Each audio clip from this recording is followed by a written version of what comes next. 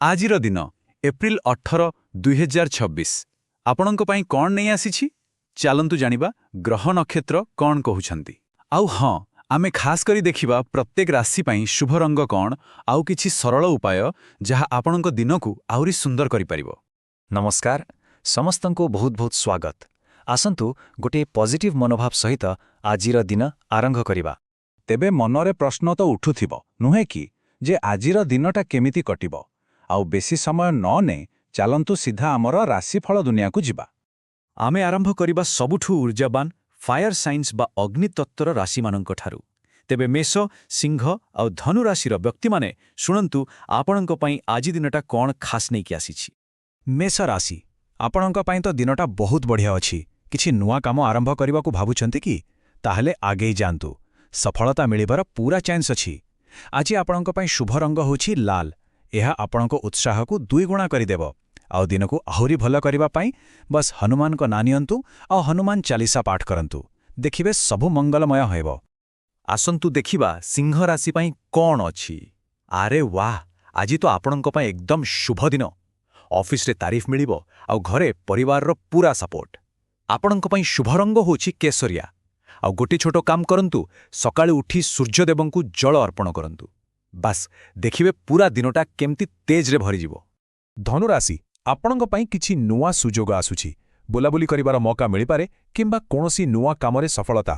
ଆଜି ଆପଣଙ୍କର lucky colour ହେଉଛି ହଳଦିଆ। ଏହା ପଜିଟିଭିଟି ଆଣିବ। ଆଉ ଯଦି କୌଣସି କାମରେ ବାଧା ଆସୁଛି ତେବେ ଭଗବାନ ବିଷ୍ଣୁଙ୍କ ପୂଜା କରନ୍ତୁ, ସବୁକିଛି ଠିକ୍ ହେଇଯିବ। ଫାୟାର ସାଇନ୍ସ ପରେ ଏବେ ଆମେ ଆସିବା ଆର୍ଥ ସାଇନ୍ସ ବା ପୃଥିବୀ ତତ୍ତ୍ୱର ରାଶିମାନଙ୍କ ପାଖକୁ। ଏମାନେ ବହୁତ ସ୍ଥିର ଆଉ ପ୍ରାକ୍ଟିକାଲ। ତେବେ ବୃଷ, କନ୍ୟା ଆଉ ମକର ରାଶି ପାଇଁ ଆଜିର ଦିନ କ'ଣ କହୁଛି ଚାଲନ୍ତୁ ଜାଣିବା। ବୃଷ ରାଶି, ଦିନର ଆରମ୍ଭରେ ହୁଏତ ଟିକେ ଚିନ୍ତା ରହିପାରେ, କିନ୍ତୁ ବ୍ୟସ୍ତ ହୁଅନ୍ତୁନି। ଟିକେ ଧୈର୍ଯ୍ୟ ଧରନ୍ତୁ, ଦେଖିବେ ସନ୍ଧ୍ୟାବେଳକୁ ସବୁକିଛି ଭଲ ହୋଇଯିବ। ଏମିତିକି ଧନ ଲାଭର ଯୋଗ ବି ବନୁଛି। ଆଜି ଧଳା ରଙ୍ଗ ଆପଣଙ୍କ ମନକୁ ଶାନ୍ତି ଦେବ। ଆଉ ମା ଲକ୍ଷ୍ମୀଙ୍କ ପୂଜା କରନ୍ତୁ, ଆର୍ଥିକ ସ୍ଥିତିରେ ନିଶ୍ଚୟ ଉନ୍ନତି ହେବ।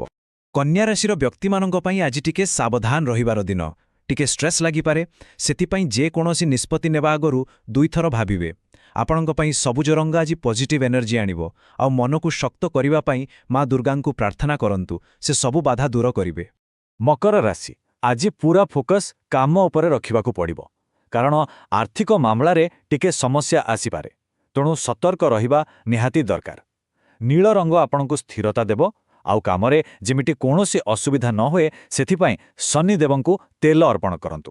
ଏବେ ଆସନ୍ତୁ କଥା ହେବା ଏୟାର ସାଇନ୍ସ ବା ବାୟୁତତ୍ତ୍ୱର ରାଶିମାନଙ୍କ ବିଷୟରେ। ଏମାନେ ବୁଦ୍ଧି ଆଉ କମ୍ୟୁନିକେସନରେ ମାହିର।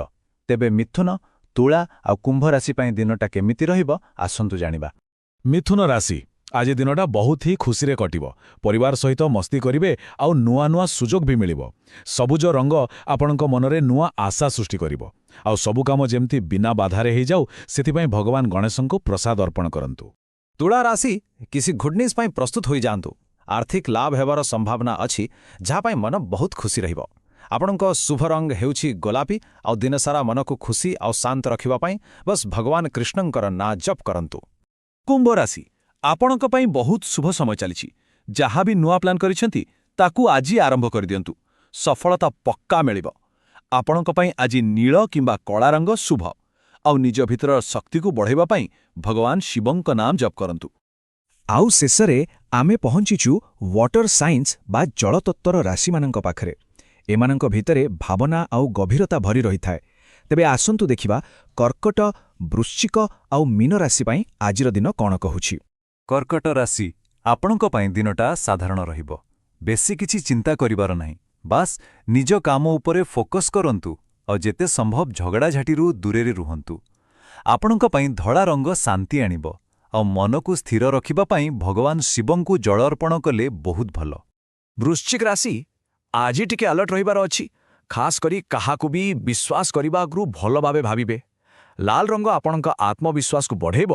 ଆଉ ସବୁ ପ୍ରକାର ନେଗେଟିଭ୍ ଏନର୍ଜିରୁ ବଞ୍ଚିବା ପାଇଁ ମା କାଳୀଙ୍କ ପାଖରେ ଗୋଟେ ଦୀପଟିଏ ଜାଳି ଦିଅନ୍ତୁ, ଦେଖିବ ମନକୁ ବହୁତ ଶକ୍ତି ମିଳିବ। ଆଉ ଆମର ଶେଷ ରାଶି ମୀନ ରାଶି, ଆପଣଙ୍କ ପାଇଁ ଦିନଟା ବେଶ୍ ଶାନ୍ତିରେ କଟିବ। ମନ ଟିକେ ଭକ୍ତି ଭାବନା ଆଡ଼କୁ ଯିବ, ଆଧ୍ୟାତ୍ମିକ ଚିନ୍ତାରେ ବୁଡ଼ି ରହିବ। ଆପଣଙ୍କ ପାଇଁ ହଳଦିଆ ରଙ୍ଗ ଏହି ଶାନ୍ତିକୁ ଆହୁରି ବଢ଼ାଇବ। ଆଉ ଭଗବାନ କୃଷ୍ଣଙ୍କୁ ପ୍ରସାଦ ଅର୍ପଣ କଲେ ମନକୁ ଅପାର ଶାନ୍ତି ମିଳିବ। ତେବେ ଏଇଟା ଥିଲା ଆଜି ପାଇଁ 12ଟି ଯାକ ରାଶିର ଭବିଷ୍ୟତ ଫଳ। ମୁଁ ଆଶା କରୁଛି ଏହି ଟିପ୍ସଗୁଡ଼ିକ ଆପଣଙ୍କୁ ନିଜର ଦିନକୁ ଆହୁରି ଭଲ ଭାବରେ ପ୍ଲାନ୍ କରିବାରେ ସାହାଯ୍ୟ କରିବ। ତେବେ ଏତେ ସବୁ ଭିତରେ ଆପଣଙ୍କ ରାଶି କ'ଣ? ଆମକୁ କମେଣ୍ଟ କରି ନିଶ୍ଚୟ ଜଣାନ୍ତୁ। ଆଜି ପାଇଁ ବାସ୍ ଏତିକି। ଆପଣଙ୍କ ଦିନ ବହୁତ ଭଲରେ କଟୁ ଏହି କାମନା। ନମସ୍କାର।